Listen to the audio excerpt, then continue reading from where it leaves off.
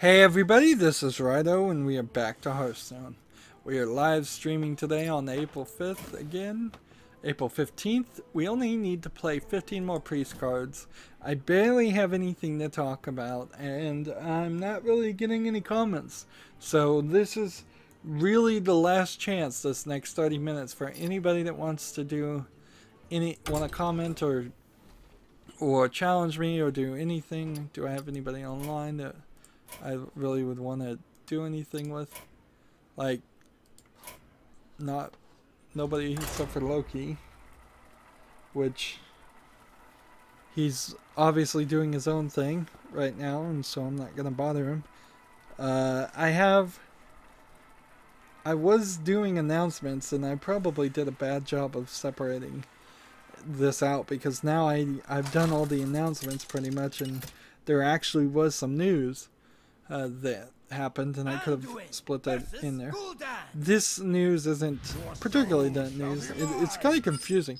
So, according to Unreal of Japan, the guy in charge of Unreal of Japan, which I didn't know they even had a Japanese office, so I'm learning something new every day.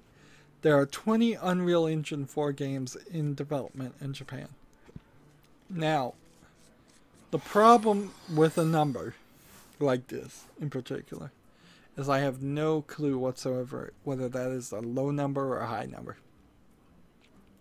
And in theory, I would lean to say it's probably low, because I would think that even in a country that only has maybe 20 major video game companies developing things, there's probably at least another 100 like independent people developing video games, I would hope, but maybe not. So if I'm picking numbers out of the air here, I would say there's probably 120 people or groups or individuals making video games at all times in Japan. I would hope that the number was closer to 40 or 50 of them were actually using the Unreal Engine 4, when you consider that the other options are going to be less. Like, you could have the Unity engine, 40 or 50 I'd say, and then you could have a lot of proprietary engines, which would probably be another 40, 50, and that's 150 games in development, which is more than the 120 people making games. But I expect that people should be making more than one game in development at a time. This is one thing that I was thinking about, is how Mass Effect Andromeda, if I can go on a tangent here, really could have used another month of release, and a lot of games recently could have used a lot of games on release. So why can't these video game companies have a secondary thing to release instead, or just push things back and live with it as it is and get better profits? A lot of it has to do with stocks and shareholders wanting you to meet quarters and always show profit in every single fiscal quarter. I know that, but like, if that's the restraints that we must live under, which I would prefer all video games are just private companies and then you don't have to live under that. At the very least, can't they do parallel development in video game companies, big video game companies, and have 2 games ready to go and just have one extra game at all times in your back pocket? Doesn't that sound like, as a layman, a good idea? It's like, I've got this trump card, this video game I've been sitting on for 6 months because I knew I might be a month late on this other game. Or at the very least, couldn't you do some scheduling there? Why is it so inflexible? Like, it doesn't really make a lot of sense. Let's see.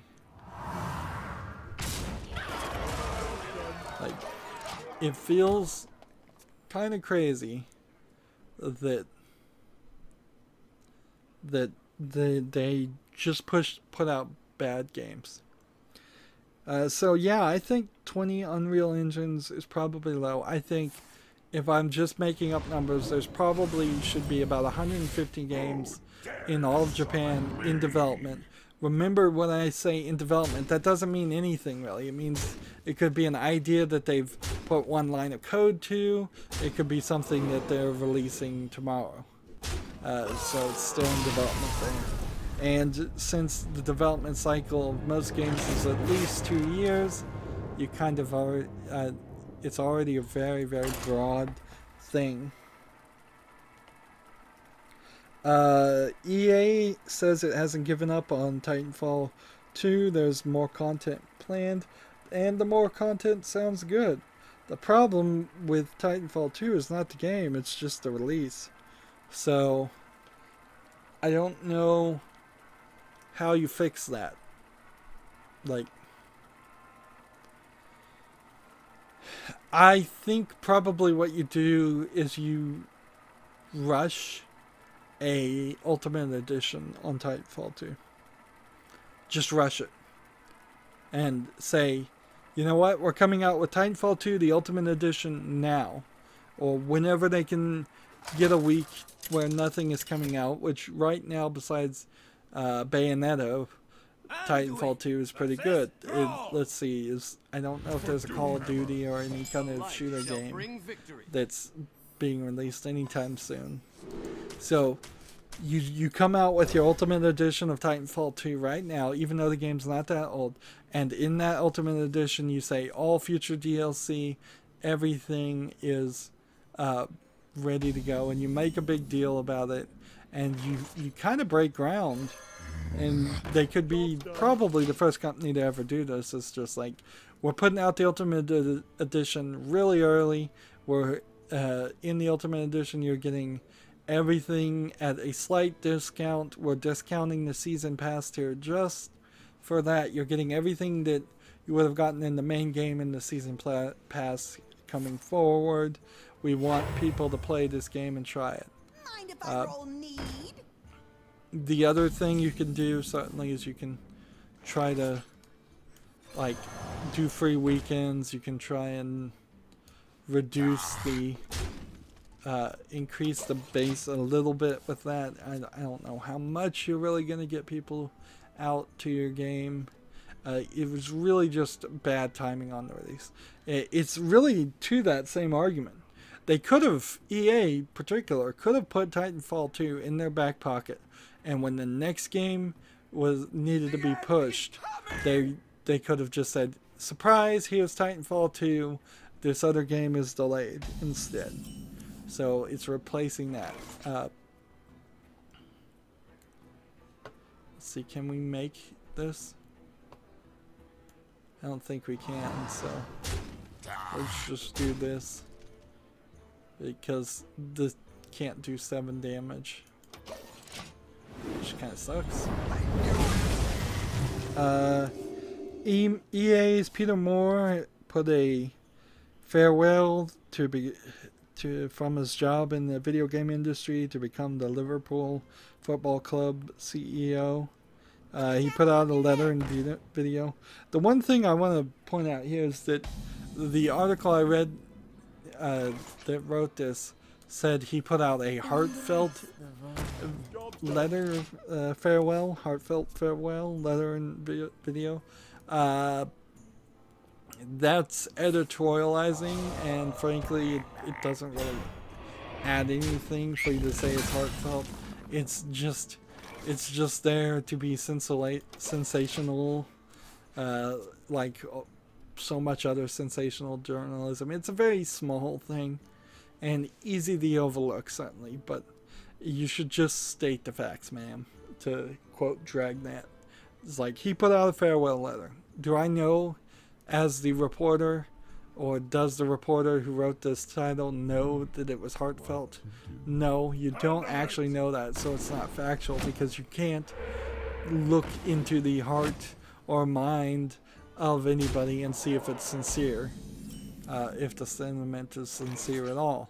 For all you know, he completely is lying through his teeth about it, through the farewell, and he hates the industry and he wants out of it completely.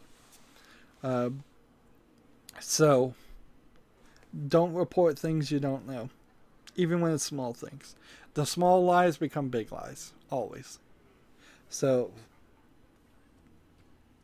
that's what I gotta say about that article. Speaking of other things article people are doing wrong, newspaper media are doing wrong, PC Gamer posts 2 different links to a terrible DOS Mega Man game and then claimed that Capcom won't care about copyright. So we shall see if Capcom cares about them posting to copyrighted material because they're calling it abandonware. Remember that abandonware is not a legal concept at all. It is more of it's a figurative concept, I guess is what you would say, call it. It's a made-up idea. It's the idea that they haven't protected their copyright, that's not really even how copyright works,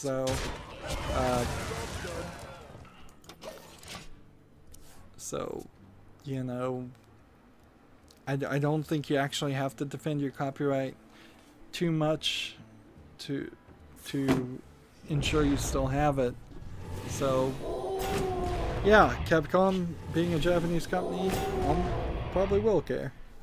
And that's just bad journalism. Again, it's like, you can allude that this game is out there, can be found on the internet, and sure, lots of people do jokingly make that allusion, but you don't directly link to it.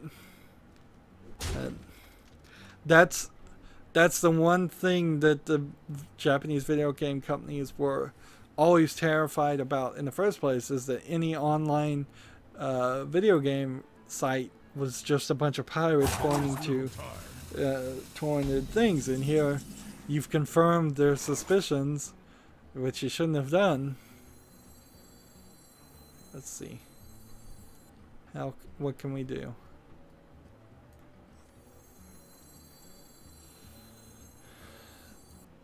This here. This here. Does this hurt? And we'll see if we can survive. I don't think we are. A Fallout New Vegas cosplayer was mistaken for a terrorist in a Canadian city. They thought that he had a bomb on his back. Turned out to be a silver painted Pringles can. 4 cosplayers, which I'll give you 2 suggestions. 1, don't bother to cosplay because none of it ever looks very good anyways. Like the top 1% of cosplayers look like they're doing a good job, and then the rest of them are doing very lame attempts. I think this probably also gets down to the thought that probably a lot of cosplayers are young people that frankly don't have the skills to do much better. So that certainly would explain a lot too. But 2, don't wear your cosplay outfits outside at all. Invest in a poncho at the very least. Like get something over it. If I was to recommend something here on top of my other recommendation, get like a brightly colorful rainbow poncho. Unless you are in an area that you might actually be attacked for being pro-homosexual. Get something like that is flamboyant and crazy and wear that over it, and try to make yourself look as crazy as possible, and people will ignore you. If you look homeless, people will ignore you. If you look crazy, people will ignore you. If you look like a Fallout New Vegas cosplayer, people will think you're a terrorist. So get people to ignore you that way. I guess I just kind of want to play ranked on standard. And let's just see if we can get further as we're wrapping up here. No comments on the stream again. Hopefully this isn't the beginning of a trend. We didn't really get any comments last stream. Didn't really get any comments this stream so far. If that's how this goes, then I eventually have to start thinking, like, if the views go down too, I have to start thinking, well, no more of live streams at all, because like if I'm getting less views on the live streams than I would get combined by if I'm getting less views on the live stream plus the recording that I put up than I would get just putting the recording up, which is almost an impossible number. That means effectively I would have to consistently get 0 views on the live stream. Then it probably is not worth my time. Or if it is if it becomes an insignificant number of views on live stream. So if I'm getting like 100 on the recording and 5 on the live stream, then probably then I'd stop live streaming too. But that's not it.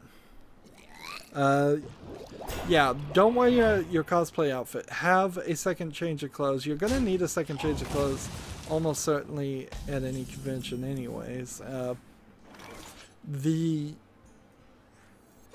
convention itself certainly could have tried to do a little bit to fix that and improve upon that. Let's see. Because there is a level of advertising you could put out there that might inform people.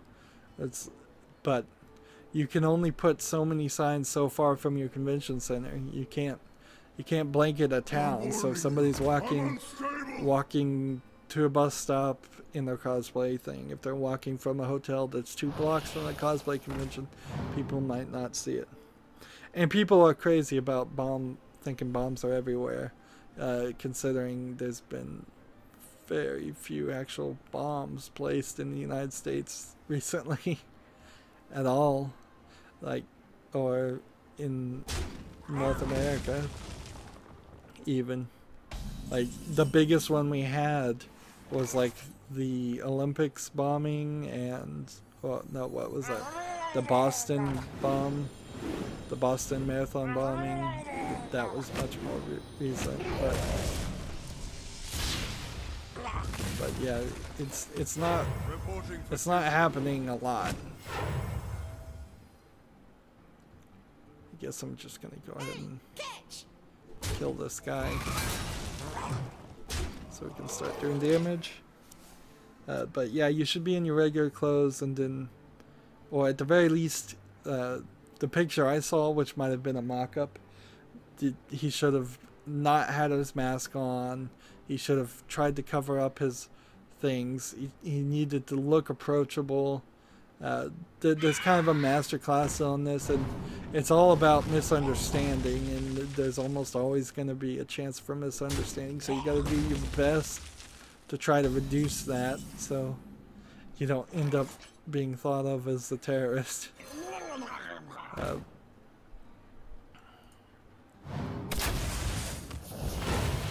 for duty.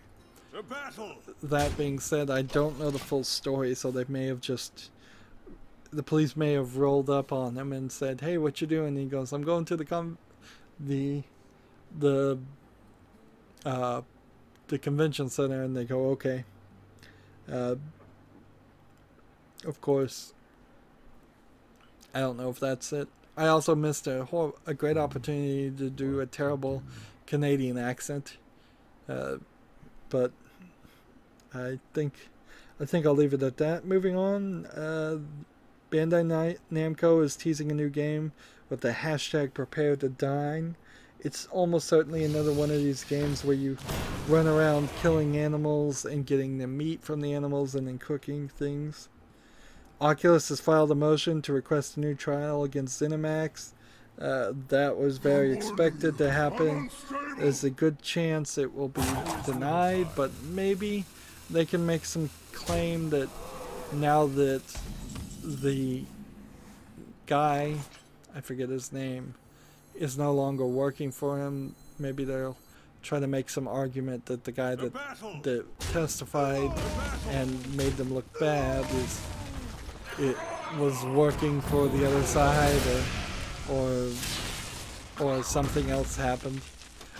The general idea is that they were keeping that guy. I wish I remembered his name. I should have wrote it down. They were keeping him employed, and for this lawsuit, really, and that's it. And then they lost the lawsuit and fired him, or asked him to leave, or whatever. And so now they feel like they might win in a retrial with him not being there, which is an odd risk, but maybe it will happen. At least that's how I get it. Speaking of bad news articling, Jim Sterling has allowed a former Brash Games writer to allege unethical business practices against Brash Games. This is just like terrible journalism at the core of it.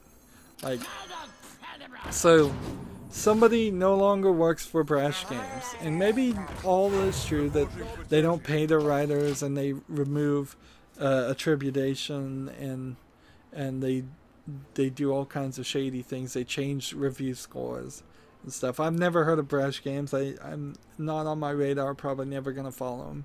But I might stumble on them someday and then have forgotten this entire article. Maybe it's all true, but it doesn't really matter, because what you've done is let a disgruntled former employee, a admitted, even in himself disgruntled former employer, well, maybe he didn't come out clearly and say that he was disgruntled, but you know what he is, to make allegations on your website, on your platform, that's supposed to be a journalistic video game review website, without any real evidence to back it up. Like, you can write this story easily. People write this story all the time. But what he needed to do is be a real journalist, and the byline needed to have been Jim Sterling. I'm writing this story. People familiar with the situation allege that Brash Games commits several unethical business practices, and then you use, and you can even pay the guy who's the disgruntled employee to be your source. There's nothing really wrong with that, but you can't have him write the article, and you have to do some research yourself. You have to tell him, look, give me the names of somebody else who has written for Brash Games so I have other sources so I can confirm this. Otherwise, you're writing an article that you can't even confirm what one person is saying. For all you know, that one person was fired for a completely different reason. Brash Games has done nothing wrong, and you're now saying potentially liable and slanderous things because you've chosen to believe one person. This is not skeptical. It's not good journalism. It's not anything. And it's pushing a agenda which really only is getting pushed because Jim Sterling himself has an agenda to make drama. Because whenever drama happens, hey Loki, you're online. I'm about to leave unless you want to do something. So yeah, Jim Sterling likes to make controversy, clearly, and he profits every time he makes controversy. His character and him, the James Sterling or James Stanton, whatever his real name is, as a character, both seem to like to make controversy, or at the very least seem to be unable to do it. So he's done it again by allowing a former employee of Brash Games to potentially slander Brash Games, which maybe Brash Games is a terrible place to write for. A lot of video game websites are terrible places to write for, and they don't pay enough. I haven't heard them straight up not paying anything. I'm up for some games. Okay, well, sorry. Let me just concede here, and then I'll play Loki. The last thing we have in this recording, and I guess this recording will just go along, and this is something I should have talked about a while ago, is the fact that they've run the numbers and it cost $400 on average to... I'm going to concede a standard game. On average, it costs $400 to get all of the Journey of Unguru new expansion. About 316 packs. Which, I guess that means that packs are more expensive these days. Like, they have raised the price on them. I didn't realize that was the case. Like, 60 packs is $70. 40 packs is $50. It used to be $1. 2 packs is what is that? $2.99. So 316 of these. You can only get 50 at a time, and that's on average what you need. Let's see. What was the Tavern Brawl?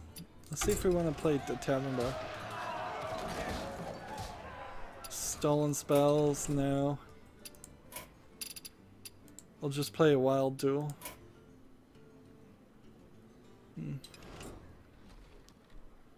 Let's see. Alright, Loki, let's not go too long. You came on about an hour and 30 minutes into the thing, into the stream. So like 30 minutes at most, maybe just 1 or 2 decks. So try and pick it. Any time I can save right now will help me finish up Borderlands, which I'm almost done. Borderlands 1. I'm almost done with the main story, and then I'm gonna take a break and do that. So and then do a different game. The main issue is with the friendly duels is that they're not giving me any rank or anything. I wish I could move up in the ranking playing friends. That would be nice. But let's see, Loki. I really think the pricing on packs is too high. I think $1 a pack is more fair. What do you think? Totally. I thought that was the pricing on them, but that's just because I haven't been spending real money on it. It's like, it really wouldn't change too much, because if they were $1 and the new expansion still required on average 316 packs, it's still going to very much be it would still be $316, so it would save you $84 on average to get everything. But still, 316 to get an entire expansion is ridiculous. They should go a lot further, honestly. They should have cost us at most $60. I'm not even going to say $100 for the entire expansion. And that should be just an option. Like, where you could buy the complete collection for $60 right there, instead of buying 50 packs for $50.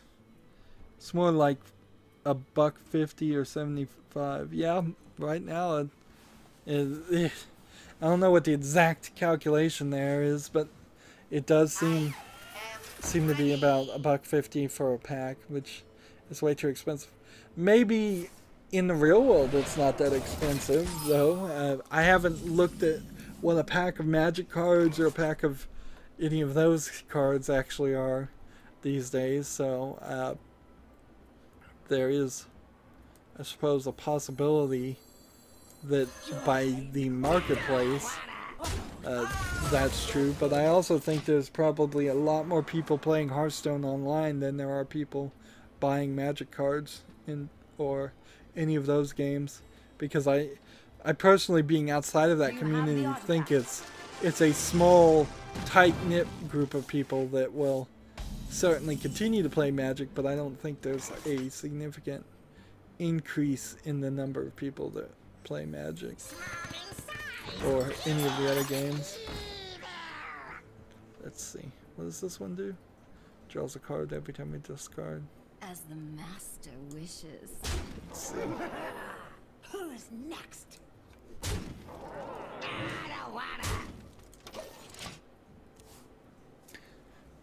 I'm gonna play for real against Loki unless you want me to do something different this time, so I'd like to see how some of my decks actually stand up to some actual challenge.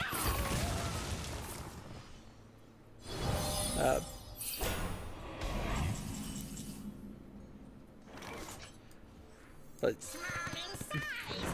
the idea that you would spend $1,200 a year this year on this game is ridiculous. Like, it doesn't make any sense at all. It's total insanity. And that's what they're playing at. Like, compared to last year, I spent $0 on Hearthstone, but I probably did spend maybe $120 in equivalent of gold. Draw a card and deal a damage equal to that. Let's see. Summon a random minion you discarded this game. Let's try this. Summon me. A paltry task. In return. Here. This deck is a fun deck. It's about 50% viable at the moment. Well, compared to my statistics of playing this once and losing once, I'm at 0% viability. Oddly, I had to go back and change the mage deck because there simply wasn't any deck that was playing mage cards, and I got a quest that said play a bunch of mage cards. Let's see.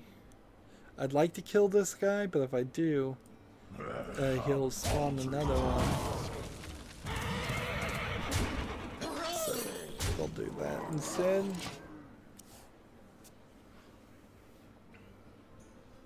I guess I suppose I could get down to 1 and see what Loki has to do. Yeah, I can play that way, and then we can still continue as I can get him down to 1 and prove that I could win, and then we can just end the turn. I'm warning you, I'm unstable. I have big plans. Yeah, I hate to shortchange you, Loki, but let's just do like 2 games today. Like, I'll be back in 3 days, and probably in 3 days unless there's a watch and learn quest, and there's so little news. I'm hoping after the Easter holiday some stuff gets announced, but it really hasn't been in the history of video games to even recognize Easter. They call it spring sales. It doesn't look like Steam's doing the spring sale unless it just pops up. Okay, that was a nice clear out, but there's almost no way to kill the Death Steed, the Dread Steed. The only way you can do it is by getting very lucky. And The truth is in here. darn it. Deal 4 damage to an enemy. There we go. End the turn. How about 3? Okay, we'll go 3. You want to cast a spell? 3 games is fine. Yeah. I suppose I'll just leave this all in the recording, so Loki will end up in this recording whenever it airs, like 3.5 months from now.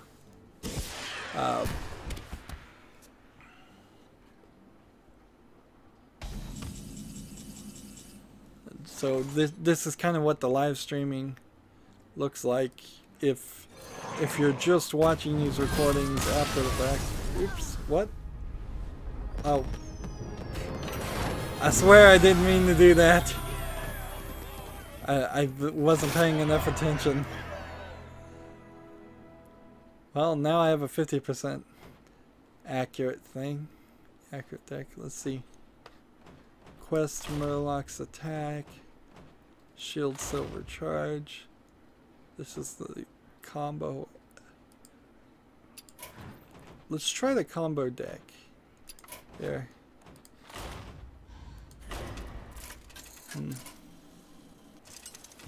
Combo deck has a 100% win ratio on 2 games. That seems like a fluke. None can escape my fury. Let's see. I need to get the coins on this deck to begin with, I think. That's probably what you want to do first. Get the coins, get the cut purse.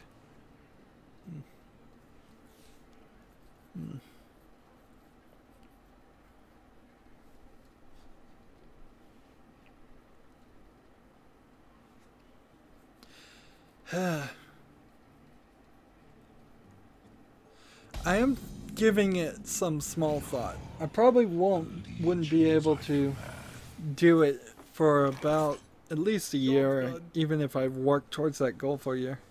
That's the way to be notified when you go live. I thought it would ping my email, but not for some reason.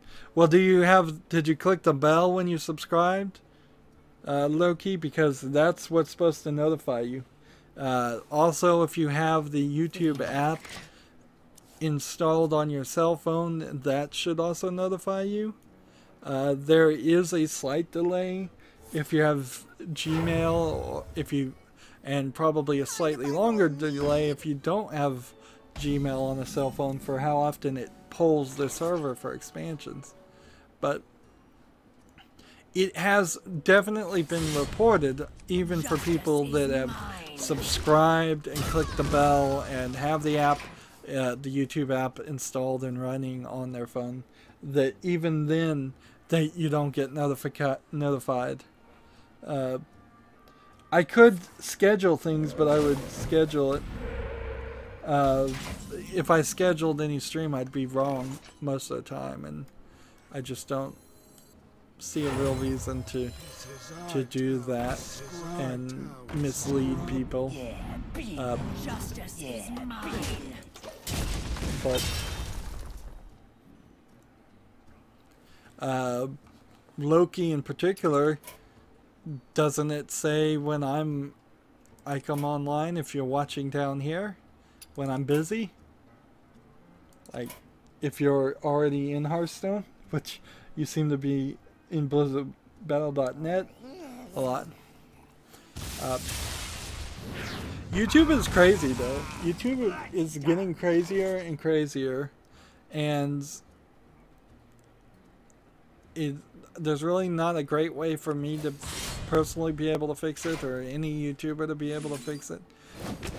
There is the ability to rewind always, so if you watch a video and watch it live, when at the end, if you can manipulate it and rewind back to the beginning. My phone is too old to run YouTube since it was updated. That is crazy. Wow, that is really crazy, because the way that's supposed to work is it's supposed to leave the old version on YouTube. I wonder. But, like, I'm subscribed on my personal account to my public account, and when I go live, it is about a 20-second delay for YouTube to know that I'm live streaming, and then probably about maybe 10 seconds after that, I get a notification on email and a notification on a notification on the YouTube app. Like, otherwise, yeah, there's just like really no way you're gonna get it. Make sure you click the bell when you subscribe. That's about all you can do if you're not. And then under your account settings, you might somehow have gotten an account setting set up where it doesn't give you notification emails even though you've clicked the bell, and that might be part of it. Yeah, I've got an iPhone 4. When it was updated, it took it off and said the OS was too old. That is a pretty old iPhone, since they're up to the 7 now. That almost seems like Apple is just attacking Google there, and so they're getting rid of that. Yeah. Justice is mine. There is one other thing you could do. If you can get an RSS reader and set it to update, and so I don't know what RSS reader you would use on iPhone. I think there's a newsfeed thing built into the iPhone apps themselves, but I don't know if on the iPhone 4 version if it would work. If you can get an RSS reader and then subscribe to the RSS feed link that's in the description, that very well might be a way around it. But usually the RSS feeds don't update that fast, so you're still gonna miss it. Miss the very beginning in the several minutes of it. Tonight, a tale of terrible. I'm not super concerned about it, because people should be able to see the live stream on my main YouTube page and go back and view it. I've seen on other live streams on YouTube, sometimes it seems to go down for processing for about an hour, and then if you just come back to my channel, it should be somewhere there. There is a playlist that I eventually get around to putting the live streams on the playlist called Hearthstone playlist, so you can search for that.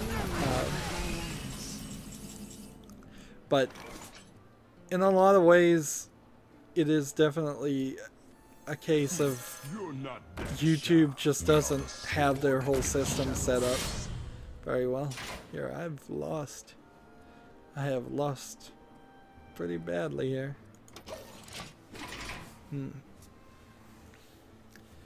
Like, I don't have really an automated system.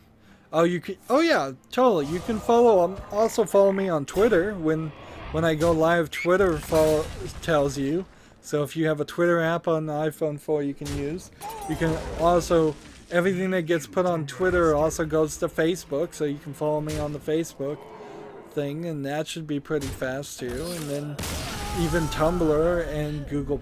So any of those social media services, if you can get an app on the iPhone 4 that updates that, and that's part of your just day-to-day checking, depending on how often you check that service, all of those are also ways that, like, all of that gets announced to pretty much everything. There's some weirdness there. I would like there to be a new service to replace Facebook and Twitter, but it's highly unlikely that it will. Like, Twitter's not a great service, but it's the easiest one right now that's not Facebook. More things are announced all the time, and whenever I see something, I try to do it. Twitter won't work with the iPhone 4 either. Really? Well, you can't even go to like the browser and check Twitter. I think you desperately need a new phone is the real solution here. It's like I look at Twitter on my PC, but anytime I check it on my phone, I just go through the browser to the Twitter website. I don't even install the Twitter app. Why do you fall? Honestly, if you've got the iPhone 4 and you're probably not getting as much use out of it as you could, just so I would consider jailbreaking it and then doing a little research on what you can put on it when it's jailbroken versus going through the App Store, because obviously they're not really supporting it. Can I point a link to my Twitter? Yeah, it's down in the description box for social links. I have got Twitter. I get Twitter on my Windows 10 PC. Yeah, it's down in the description box. It says Twitter. Let's see. Yeah, I can tell you right now.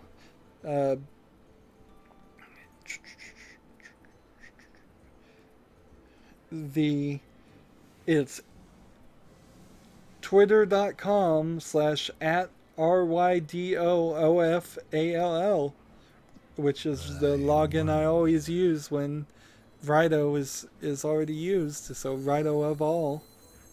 Almost out of time. As you command.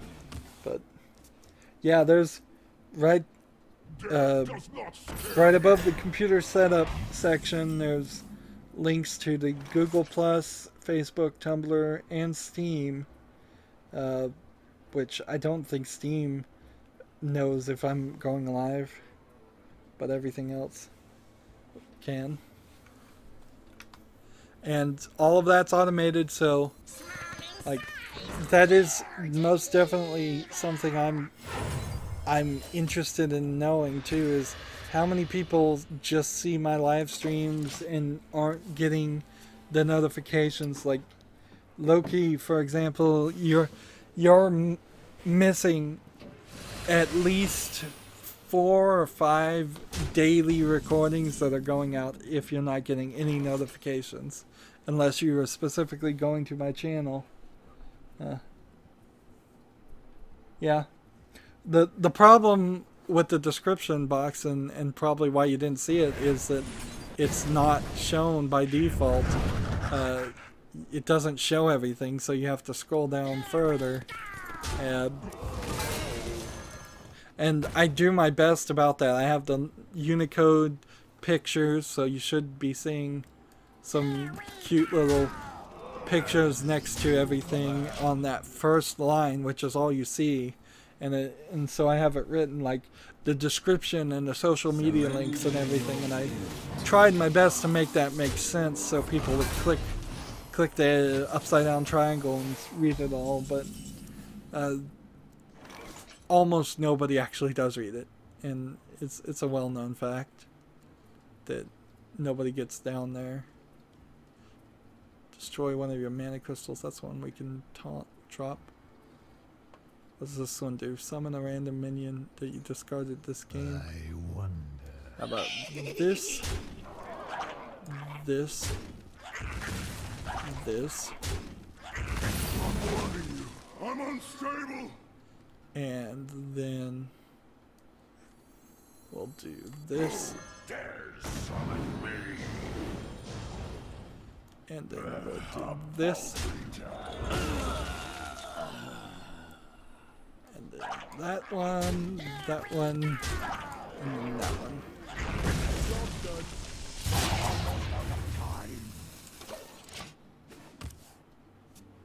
And see, discard 2 random cards.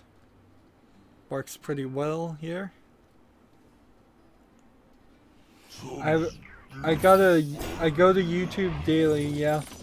Yeah, if you go to YouTube daily and you're watching you're watching your subscription tab and not the recommended tab, which is what they try to trick you into watching, then you should be seeing all of the things. And I know you've seen some of my things because you saw the honey pot video in particular. And I change a lot of what I air like every month. So I'm doing a weird thing on my channel compared to what most people do who stick to just Minecraft. Gamers always do Minecraft. And there have been some updates to Minecraft, and you can now color the beds and jump on them, and they've got parrots. Why did you pick discard lock again?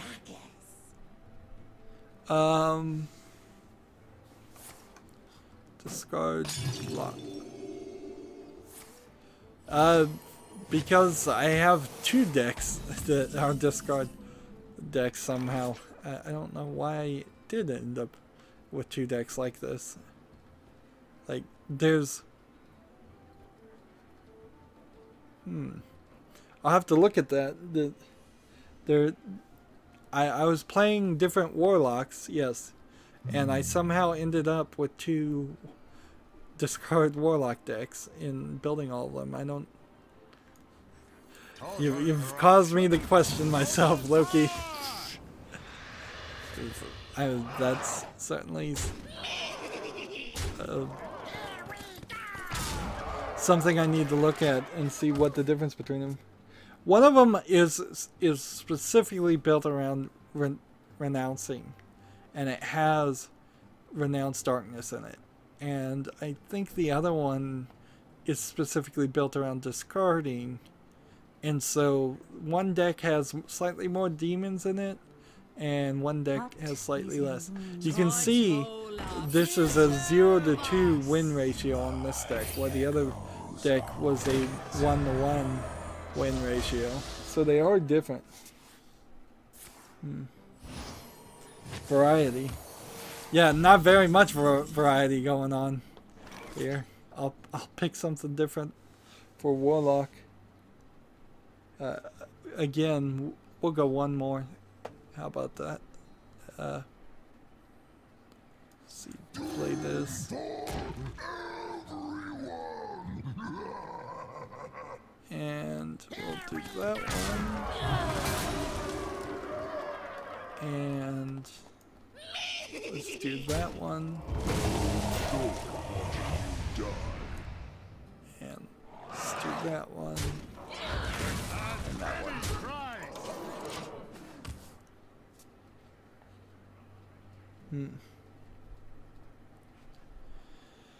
You are safe now. So he plays his back to 40, which this is an interesting twist, certainly, because now the question is, can he win, or can I do something better? See, this deck is all about this. Renouncing Darkness. If your deck has no duplicates, create a custom spell. It will work. At last, a worthy disciple. Create a 5-cost spell, 10-cost spell. 10-cost spell. Summon a 6/8 demon, deal 8 damage. Give free menus that died. Here we go. So here's an interesting potion. After your opponent plays it, transform it into a 1/1. Put a copy of each friendly minion into your hand.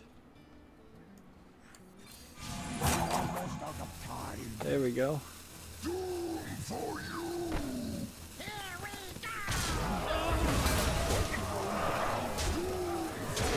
Let's see if we win. Yep, I got really lucky on that renounce Reno discard lock. It's a renounce discard warlock, yeah.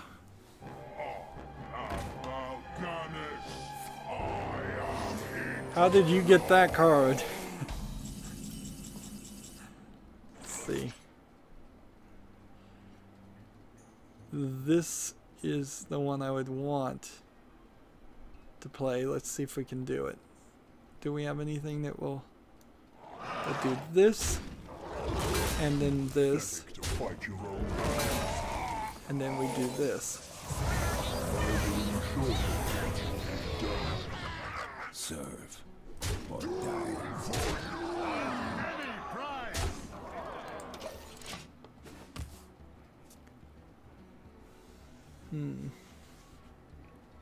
So that was a nice twist. We get a Cabal Demon 8/8.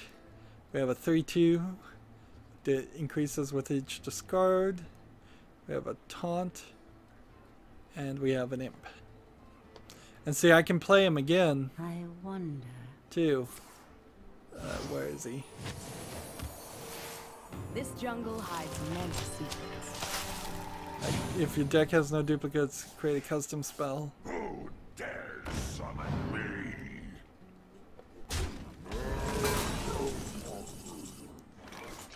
Let's see.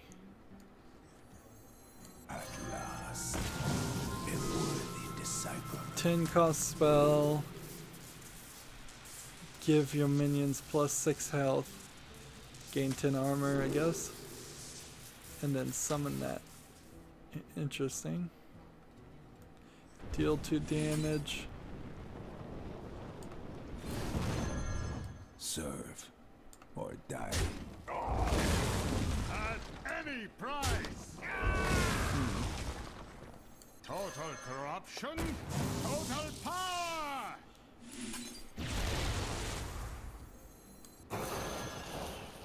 So let's see. Let's get that one down and that one down, and we could have won. It's in the turn.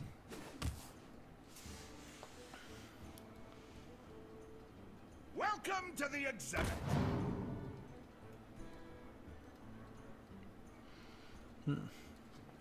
See, I don't. He's already played his What is real? big quest. I'm not sure in the 16 remaining cards Loki can win here. Ease your pain.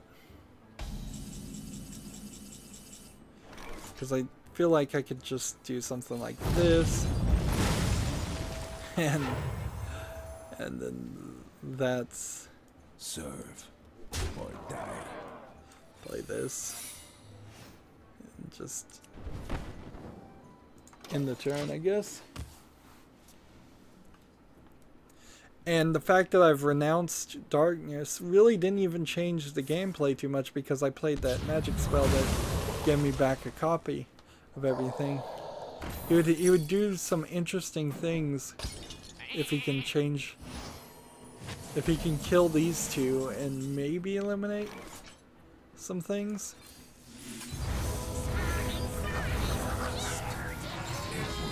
Disciple. Let's see.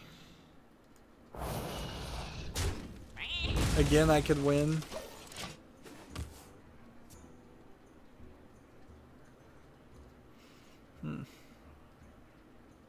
We're gonna be rich. So he plays Reno Jackson. Ooh, I didn't realize this. This is a nice, that's a well played moment. It's like, get your health to 40 and then do some more damage. Let's do this. Do I have enough to do this? I will And enjoy then watching this. you die.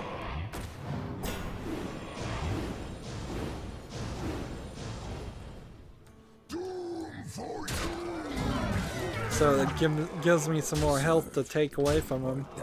I think at this point I've probably done over 100 damage to his face. At last, a worthy disciple. 13 more cards. We're 13 to 13. And we're gonna get down to just like one card versus one card that we can play. And I think I'll probably take the victory at that point, because if it's gonna take too long to sit here and end a turn, draw a card, play one card, have that one card killed, and move it back around. Unless there's something you want to do, Loki.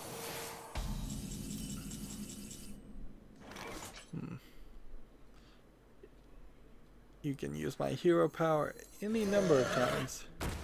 Interesting.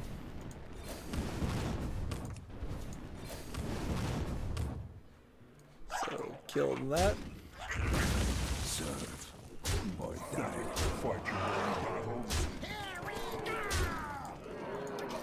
Down to 19 versus 34. Quite the epic battle we're doing here.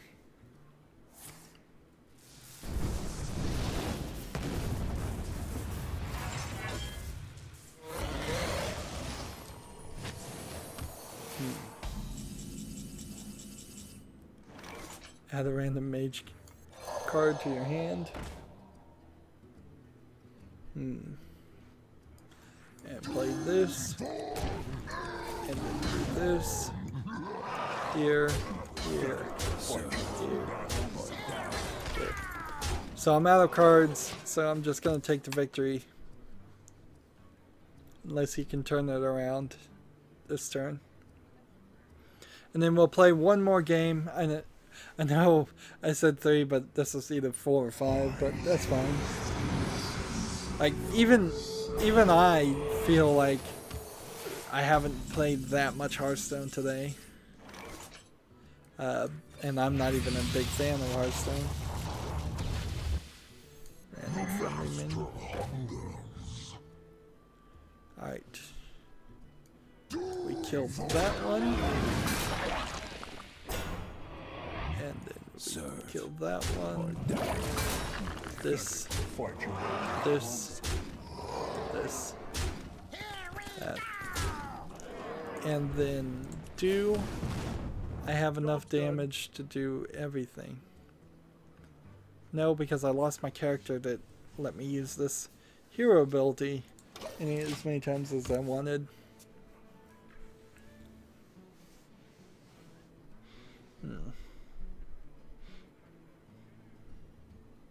You know, it wouldn't be terrible if all Hearthstone games were this long and there were no like early victories or early losses. It would waste a lot of time, certainly, but it would feel more substantive when you play the game, and I personally would feel more happy with losing if it took a while and it was an actual challenge and there was a bunch of twists and interesting occurrences, instead of what I often do with my own deck, where I'm just playing Murlocs and I get a bunch of Murlocs out and I win real fast and the opponent didn't even have a chance to set up any defense.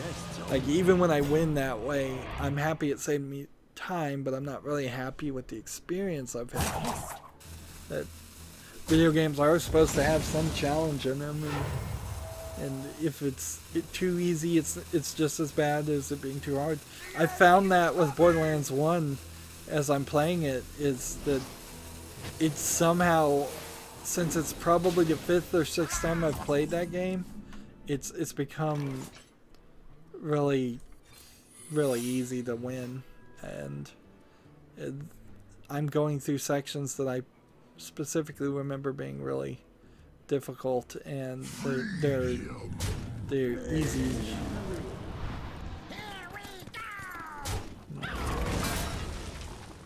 Whenever you play a card, summon a Flame Azeroth. Serve die. Job's done. So what's interesting is he is gonna kill me and everybody else, which means since I am left with one card, if he just consistently finishes off the one card I have, I can't beat him. Trust me. So this.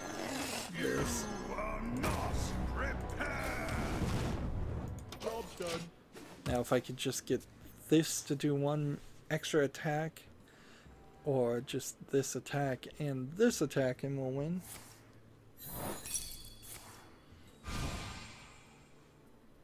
Discover a copy of a spell in your deck. I don't even know if I have any spells in my deck. Doesn't matter. It will power this guy up, so unless he kills this guy. Like he has to attack with this to this, or I win.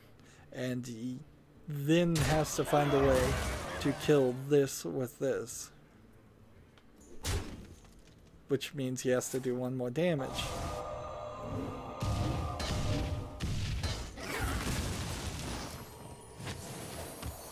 And that just leaves me with playing this spell. I'm late. And whatever the spell is, it's gonna have to be good. Draw a beast, dragon, and murloc from your deck. The menagerie is for guests only. Do I have any of those cards? Nope. And the only one I can pick is that one. And I can't play it. So if I do this, that heals everybody up to 8, which then stops me from winning just with this card. I'm gonna run out of cards at this rate. I'll lose, but he'll lose too if we both run out of cards. Well, I guess that stops that. Him, well, no, it gives him 5 more cards to play in his hand. And did that just give him more than you're allowed to have as far as in your hand?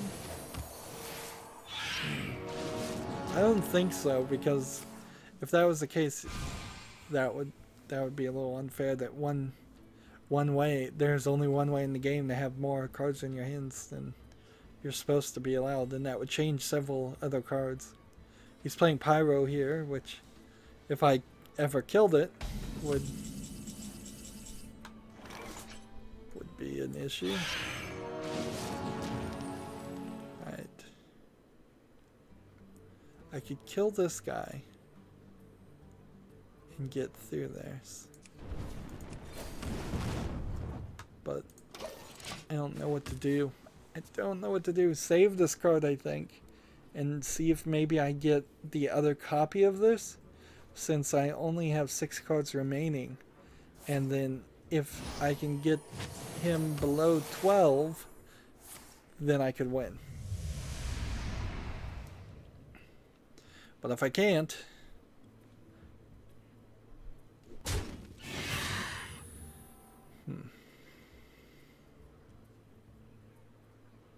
I have no time for games. let's see.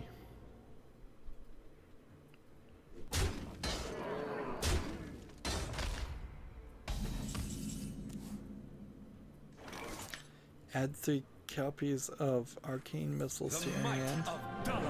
Has arrived. This might work. Play this and then get 3 arcane missiles. There's a chance.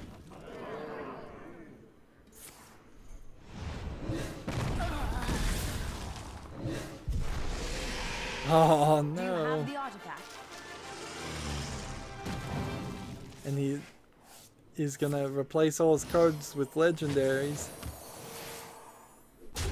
Isn't that how that works? Is it gives him legendaries, or is it gonna give him 30 new cards?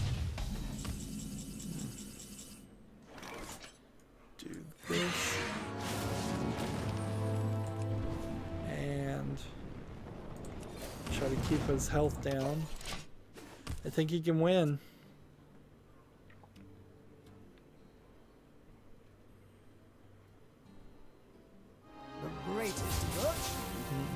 stations. Whenever you summon a Death Rattle minion, Shrug Bird's Death Rattle. Ooh, so now he's gonna have like 2 Pyroses that are 10/10.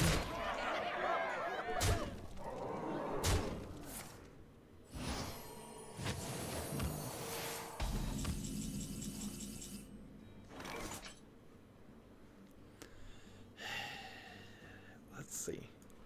We attack this. We can't kill this, so we've got to do this. Do this. And then we end the turn.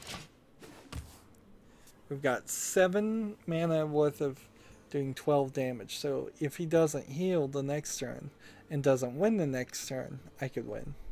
But he's had probably plenty of opportunities to win. And I think even I've had some opportunities to win. Now we have a 10/10/10 Pyros. And now he's healed enough that I can't win.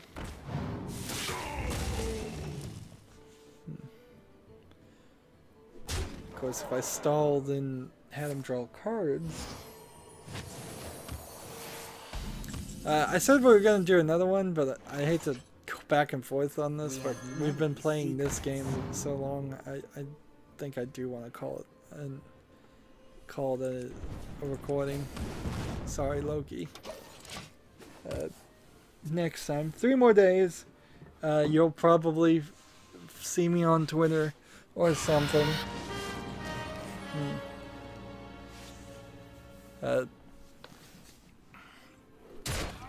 So I've got lots of other work I need to do. I'm so far behind.